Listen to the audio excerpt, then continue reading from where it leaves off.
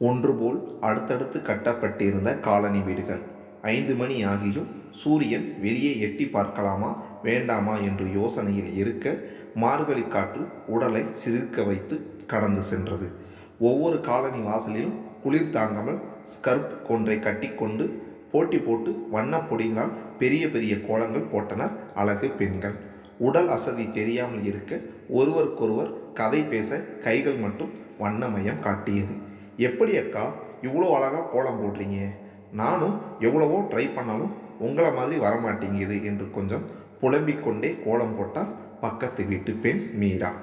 எதுவும் பதில் கூறாமல் ஒரு புன்னகை மட்டும் வீசி தொடர்ந்து கோலம் போட்டார் சாருமதி. பேருக்கு ஏற்றாற்போல் வட்டமான மதி போல் இருந்த முகம் இருட்டிலும் பிரகாசித்தது. கோலம் முடிந்து திருப்தியுடன் அதை பார்த்து ரசித்துவிட்டு காலை வேலையை தொடர வீட்டினுள் சென்றாள் சாரு. தொலைக்காட்சியில் சாமி பாடலை பாடவிட்டு குளித்து கையில் காப்பியுடன் அறைக்கு சென்றாள். வேலை முடித்து அயர்ந்து தூங்கும் தன் கணவனை சில நொடிகள் கண்களால் புகைப்படம் எடுத்தவள் மெதுவாக அசோக்கை எழுப்பினாள். கண் விழித்து பார்த்தவனோ சில மணித்துளிகள் மயங்கிதான் போனான். திருமணம் நடந்து 7 வருடங்கள் ஆயினும் 6 வயதில் ஒரு பெண் குழந்தை வந்த பின்பும் சாருமதியின் அழகு மட்டும் குறையவே இல்லை.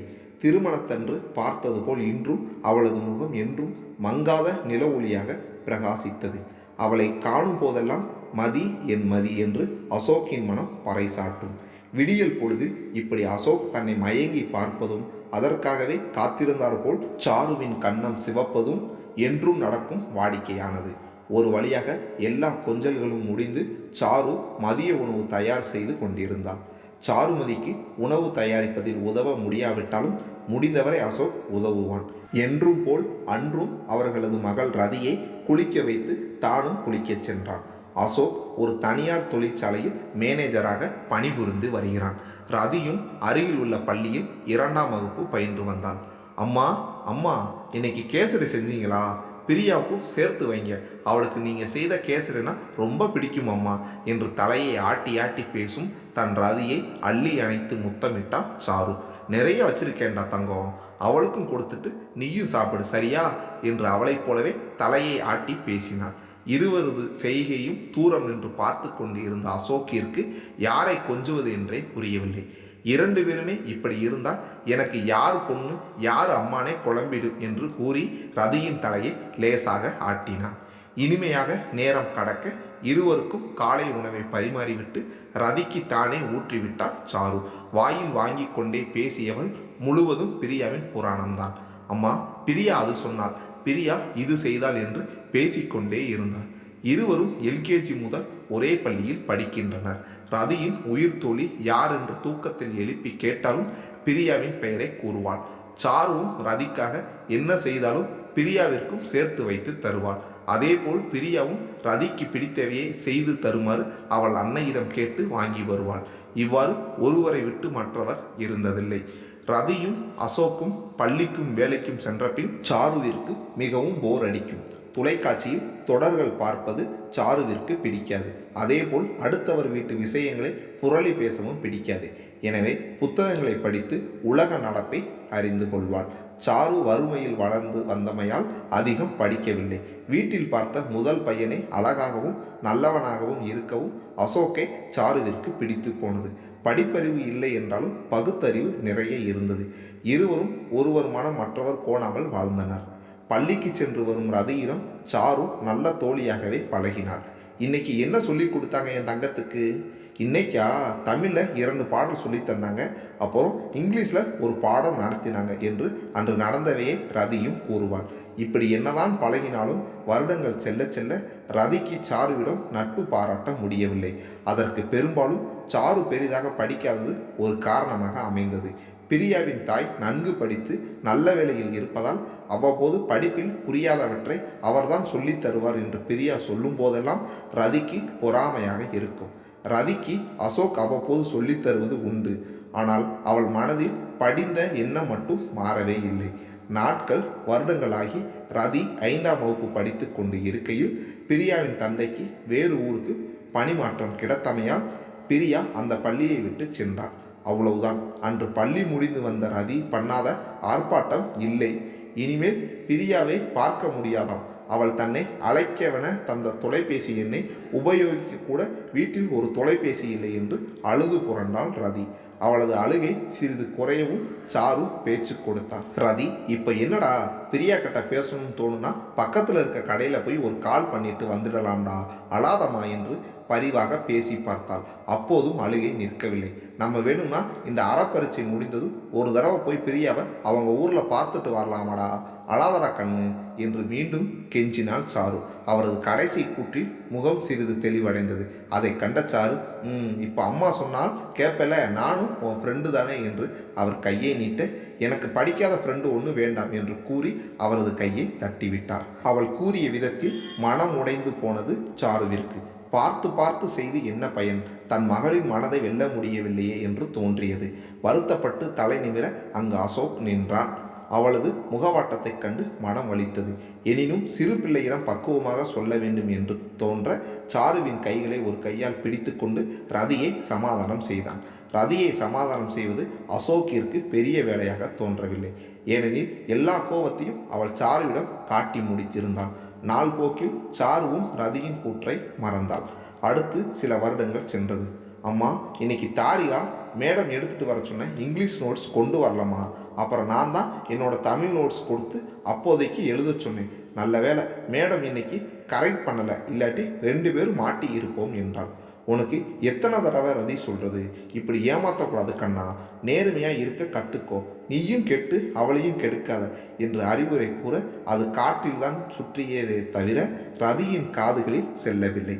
அதை ஏற்க அவள் முயற்சிக்கவும் இல்லை. பிரியா சென்ற பின் தாரிகா தான் ரதியின் உயிர் தோழியானாள்.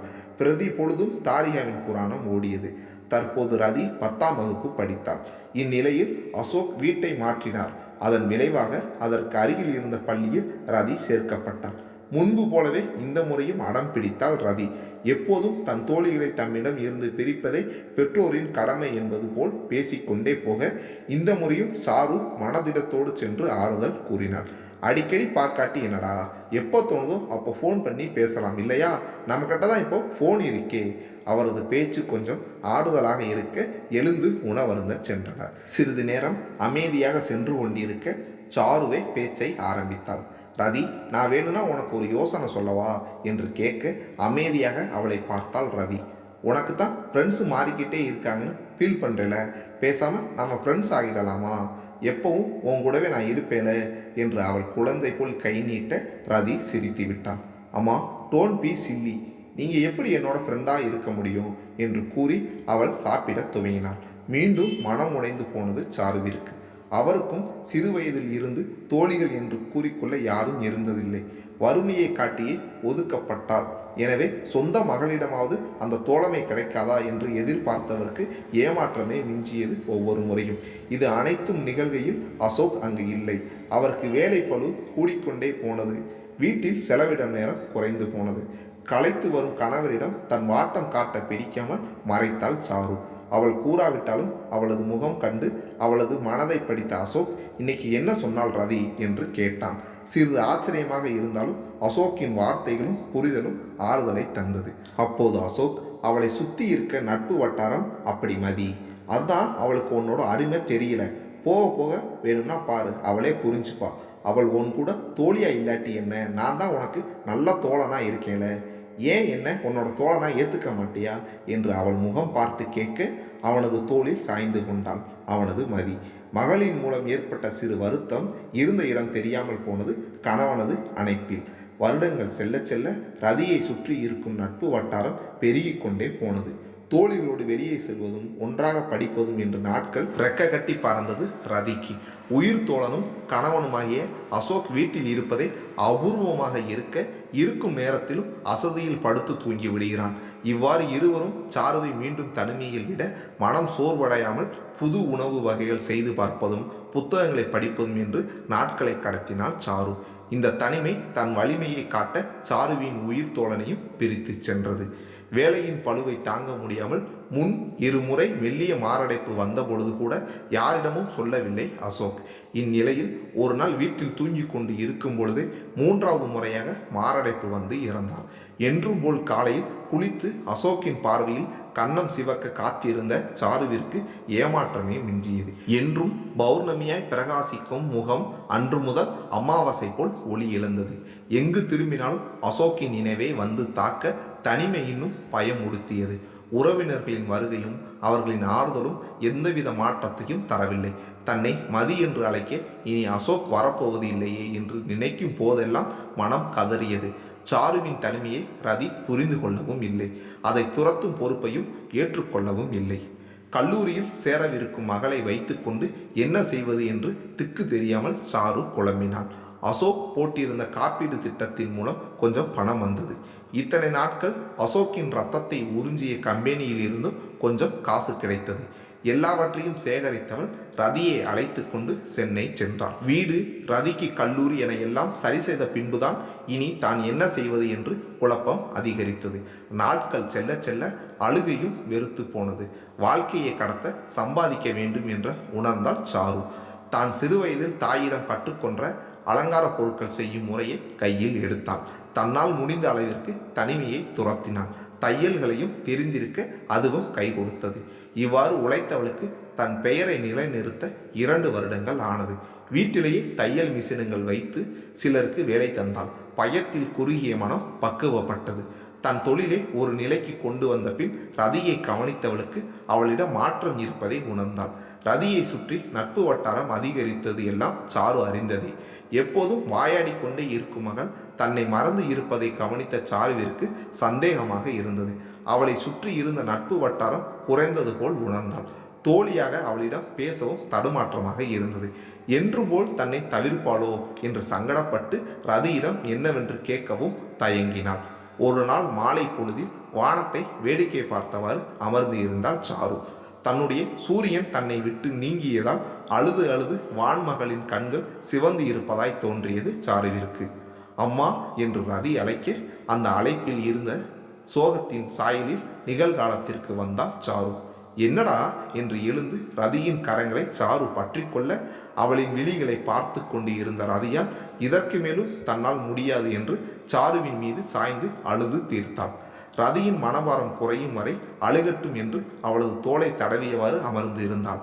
தன் மகள் முன்பு போல் இல்லை என்று அறிந்தும் அவளிடம் தாமே பேசாமல் இருந்ததற்கு அப்போது வருந்தினாள். ஒரு வழியாக தன் பாரம் தீர அழுது முடித்தவள் இப்போது சாருவிடம் எப்படி தன் பிரச்சனையை சொல்வது என்று குழம்ப அதை பற்றி சாரு ஒரு வார்த்தை கூட கேட்கவில்லை. அவளது தடுமாற்றத்தை கவனித்தவள், என்ன ரதி, ஏதாவது சாப்பிட்றியா, வா டீ போட்டு தரேன் என்று கேட்டவாறு அவளை அழைத்து கொண்டு வீட்டிற்குள் சென்றாள். அவள் செய்கையில் ஆச்சரியப்பட்ட ரதி தன் மனதை சாருவை விட வேற யாரும் சரியாக அறிந்து கொள்ள முடியாது என்பதை போக போக உணர்ந்தாள். கல்லூரி விடுமுறை நாட்கள் துவங்கிய நேரம் அது.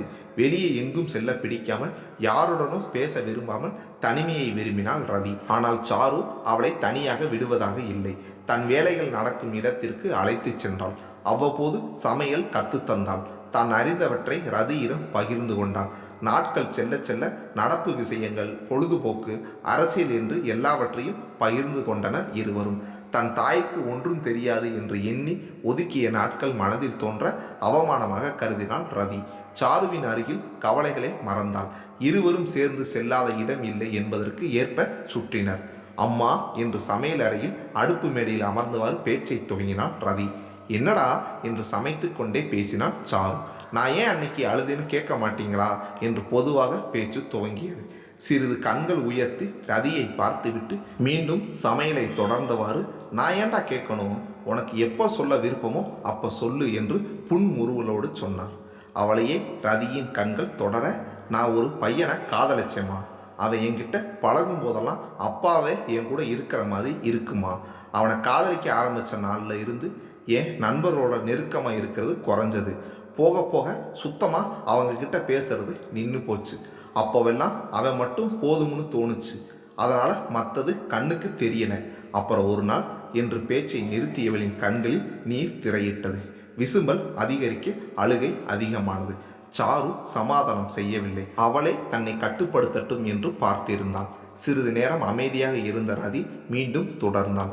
என்ன மறந்துடு, நம்ம பிரிஞ்சிடலாம்னு சொல்லிட்டு போயிட்டாமா. நானும் பல நாள் காரணம் கேட்டு பார்த்தேன், ஆனால் என்னை பார்க்கவே பிடிக்கலைன்னு சொல்லிட்டு போயிட்டான். நான் காதல்னு சொன்னப்ப கிண்டல் பண்ணுறதுக்காக கூடியிருந்த ஃப்ரெண்ட்ஸ் எல்லாம் கஷ்டம்னு வர்றப்ப, இல்லைம்மா எனக்கு இந்த தனிமையை தாங்க முடியல, அப்பா திரும்பி கிடைச்ச மாதிரி இருந்த உணவு பாதிலேயே காணாமல் போயிடுச்சுமா அப்பா மாதிரியே என்று கூறி ரதி அழுக, அசோக்கின் நினைவில் சாருவின் விழிகளிலும் நீர் திரையிட்டது. தலை தாழ்த்தி ரதி அழுக, சாரு அவளின் தலையை தடவி கொடுத்தாள். மீண்டும் ரதி தொடர்ந்தாள். அப்புறம் ஒரு நாள் அவன் இறந்துட்டான்னு கேள்விப்பட்டு போனேன். அவனுக்கு இந்த முடிவு ஏற்கனவே தெரிஞ்சு இருக்குமா, அதனால தான் என்ன ஒதுங்கி போக சொல்லி இருக்கான்னு அப்போ தான் புரிஞ்சுக்கிட்டேன். அப்பா மாதிரி பாசம் காட்டுறானேன்னு நினச்சேன், அப்பா மாதிரி பாதிலேயே விட்டுட்டு போயிட்டாமா என்று அவனது பிரிவின் வழி தாங்காமல் சாருவை அணைத்து அழுக ஆரம்பித்தாள். சிறிது நேரம் அழுகை அடங்க சாரு சமாதானம் செய்தாள். எந்த உறவுமே கடைசி வரைக்கும் இருக்காது ரதி, எல்லாத்துக்கும் ஒரு இறுதி கோடு உண்டு. நம்ம மேலே பாசமாக இருக்கிறவங்க கூட இருக்கும்போது நம்ம வருத்தப்படுறத எப்படி தாங்க மாட்டாங்களோ, அதே போல தான் அவங்க இறந்த பின்பும் நம்ம வருத்தப்படுறத அவங்க விரும்ப மாட்டாங்க. அவங்க இறந்த பிறகும் அந்த நிம்மதியை அவங்களுக்கு தராமல் இருந்தால் நல்லாவா இருக்கும்? இன்னும் வாழ்க்கையில் பார்க்க நிறைய இருக்கிறது. இப்போவே உடஞ்சு போயிடாத. உங்கள் அப்பா நம்மளை விட்டு போனாலும் என் கூடவே இருக்கிறதாகத்தான் நான் நினச்சிக்குவேன். அதுதான் இன்னமும் என்ன வாழ நம்பிக்கை தருது. உனக்கு என்ன கஷ்டம்னாலும் ஒரு அம்மாவா தோள் தர நான் இருக்கேன், கவலையே படாத என்று அவள் கண்களை துடைத்து சிறிது நேரம் தூங்கச் சொன்னாள். சாரு பேசுவதை கேட்க கேட்க மனம் லேசாவதை உணர்ந்தாள் ரவி. ஆனால் சாரு தோழி என தொடங்கி அதை அம்மா என்று மாற்றியதையும் கவனிக்க மறக்கவில்லை. ஒரு தோழி போல் என்று கூறக்கூட யோசிக்கும் அளவிற்கு தன் தாயை புண்படுத்தி உள்ளோம் என்று தோன்ற மனம் அளித்தது. தான் இப்போது கடந்து வந்த துன்பத்தை தானே தன் தாயும் கடந்து வந்திருப்பார், அதுவும் பல மடங்கு அதிகமாக. அப்போதெல்லாம் அவருக்கு ஒரு துணையாக இருக்க தவறியதை எண்ணி கவலைப்பட்டான். ஒரு முடிவிற்கு வந்தவளாக சாருவிடம் சென்றான். அம்மா வாங்க, மாடியில் கொஞ்ச நேரம் உட்கார்ந்திருக்கலாம் என்று அழைத்தாள். மறுபேதும் சொல்லாமல் சாரு சென்றார். மாடியில் நட்சத்திரங்களை வேடிக்கை பார்த்தவர் சாருவின் மடியில் படுத்திருந்தாள் ரதி. மகளின் சோகத்தை குறைத்த நிம்மதியில் அவள் தலையை கோதியவாறு அமர்ந்து இருந்தார் சாரு. அம்மா என்றாள். என்றாள் சாரு. அப்பா நம்ம விட்டு போன சோகத்தை ஏமா எங்கிட்ட கூட நீங்கள் எதுவும் பகிர்ந்துக்கல, என்ன ஒரு தோழியா நீங்கள் நினைக்கலையா? அப்படியெல்லாம் எதுவும் இல்லடா என்று அந்த நாட்களின் நினைவில் பேசாமல் இருந்தாள். என்கிட்ட நெருங்கி பழகக்கூட நான் உங்களை விடலையம்மா என்று கூறியவளின் குரலில் வருத்தம் அப்பட்டமாக தெரிந்தது. சே, அப்படியெல்லாம் சொல்லாதடா, நீ மனசறிந்து எதுவும் செய்ததில்லையடா என்று அவளது கைகளை பிடித்து கொண்டாள் சாரு. சாருவின் அருகில் அமர்ந்த ரதி அவளது கண்களை நோக்கி சாரி மதி என்று கெஞ்சுதலாக கேட்க, சாருவின் கண்கள் ஒரு நொடி மின்னியது. அசோக்கிற்கு அடுத்து தன்னை பாசமாக மதி என்று ரதி அழைப்பாள் என்று ஒரு நாளும் அவள் நினைத்ததில்லை. மகிழ்ச்சியும் அதிர்ச்சியும் சேர்ந்து வர ஆச்சரியத்தில் ரதியை பார்த்தவாறு அமர்ந்திருந்தான். ஃப்ரெண்ட்ஸ் என்று ரதி கை நீட்ட, மகிழ்ச்சியின் மிகுதியில் கண்கள் கலங்க ரதியை கன்னத்தோடு சேர்த்து அணைத்து கொண்டாள் சாரு. ரதி அவளது மதியின் கழுத்தோடு சேர்த்து அணைத்து ஃப்ரெண்ட்ஸ் ஃபாரவர் என்று கூறி கன்னத்தில் இறுக ஒரு முத்தம் தந்தாள். மண்ணில் கால் வைக்க உயிர் தந்து தாயானவள் மனதில் உள்ள சுமை இறக்க தோள் தந்து தோழியானாள்.